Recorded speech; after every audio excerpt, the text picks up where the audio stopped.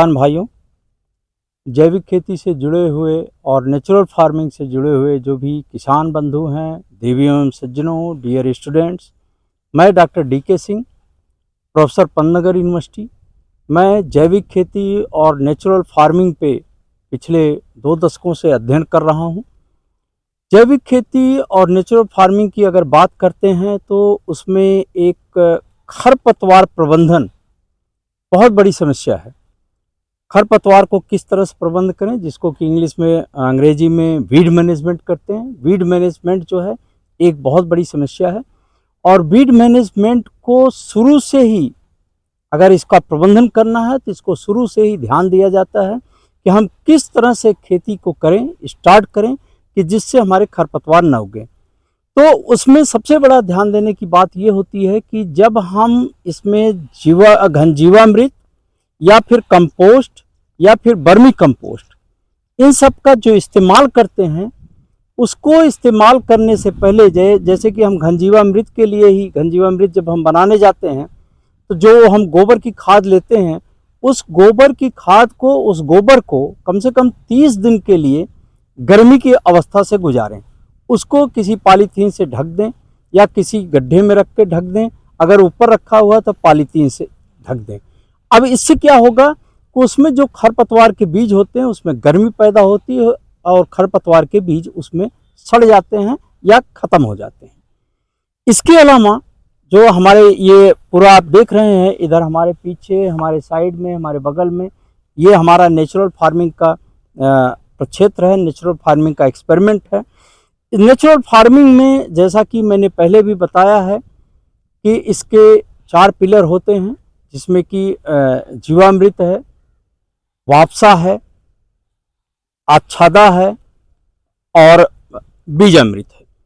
तो आच्छादा जो है, आच्छादा जिसको कि हम मल्चिंग कहते हैं, अगर आप देखें ये हमारे दाहिने साइड में ये हम गेहूं और चना का इंटरक्रॉपिंग लिए हुए हैं। 2 रो किनारे से गेहूं है और 2 रो चना है। इसके बीच में अगर हम देखें तो इसमें हम जो पुराना भूसा हमारा था, गेहूं का भूसा, उसको बचा हुआ था, पहले से पड़ा हुआ था, इसका हमने आच्छादा किया हुआ है 6 टन प्रति हेक्टेयर के हिसाब से। इसी प्रकार अगर दूसरी साइड में हमारे देखें, आप इधर देखें इस साइड में, तो ये हमारा ये भी गेहूं 2 लाइन है और 2 लाइन के बीच में चना है। जो हमारा पहले हमने गेहूं दिखाया था वो गेहूं हमारा हाई यील्डिंग वैरायटी है और ये गेहूं हमारा बासमती वैरायटी, माफ़ कीजिएगा, बासमती नहीं, सरबती गेहूं की वैरायटी है जो कि मध्य प्रदेश की बहुत अच्छा है, इसकी क्वालिटी बहुत अच्छी होती है।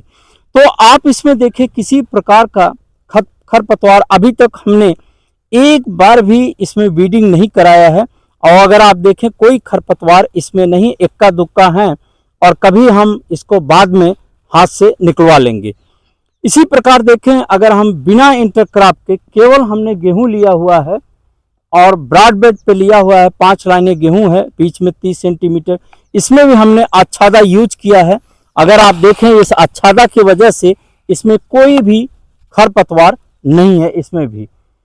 और आगे भी अगर हम देखें, जैसा कि इधर हमारा हमने कई तरह के इसमें 7-8 तरह के लगभग हमने कई तरह के इंटरक्रॉपिंग लिए हुए हैं। गेहूं के साथ इंटरक्रॉपिंग लिए हुए हैं, मटर के साथ लिए हैं।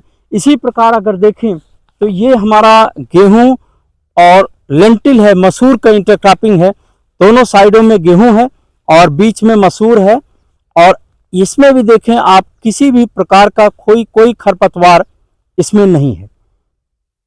तो इस प्रकार से किसान भाइयों, अगर आप जैविक खेती या नेचुरल फार्मिंग करते हैं और उस पर आच्छादा आप डालते हैं या उस पर किसी भी प्रकार का जो भी हमारे पास हो, अगर भूसा हो या फिर हमारे ये भूसा चूंकि हमारा ख़राब हो गया था इसलिए इस भूसे को डाल दिया हमने, या फिर जो धान है, धान का पुआल हो, उसको भी अगर इस तरह से 6 टन प्रति हेक्टेयर के हिसाब से अगर हम उस पर डालते हैं तो खरपतवार बहुत कम होता है। एक बार आपको खरपतवार केवल आदमियों से उखड़वाना पड़ेगा।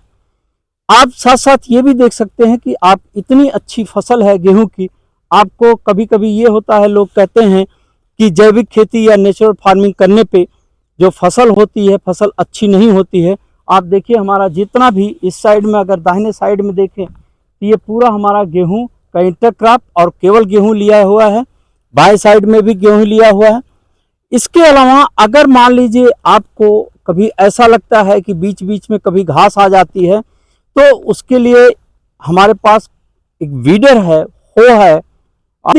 नालियों में जिस तरह से ये घास है अगर आती है तो इस प्रकार के भी हमारे पास हो हैं, और जिससे अगर नालियों में इसको करें तो सारे बीड्स इससे उखड़ जाएंगे, इससे सारे बीड खत्म हो जाएंगे।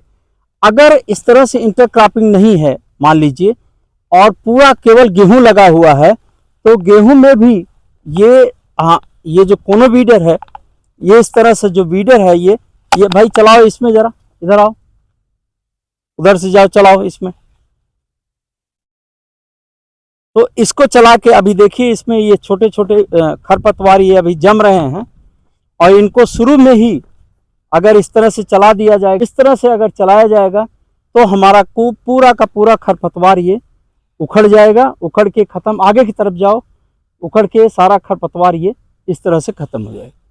तो किसान भाइयों, जैसा कि मैंने बताया, खरपतवार एक विकट समस्या है जैविक खेती और नेचुरल फार्मिंग के लिए, लेकिन अगर ढंग से प्रबंधन किया जाए, और जैसा कि मैंने बताया गोबर की खाद हो, उसको पहले गर्म कर लें 30 दिन के लिए, फिर इसके बाद अगर आपके पास आच्छादा हो, जैसे नेचुरल फार्मिंग के लिए तो प्रमुख है आच्छादा, अप्लाई करना चाहिए, जरूर डालना चाहिए 6 टन प्रति हेक्टेयर के हिसाब से, तो वहाँ खरपतवार की समस्या बहुत कम रहती है।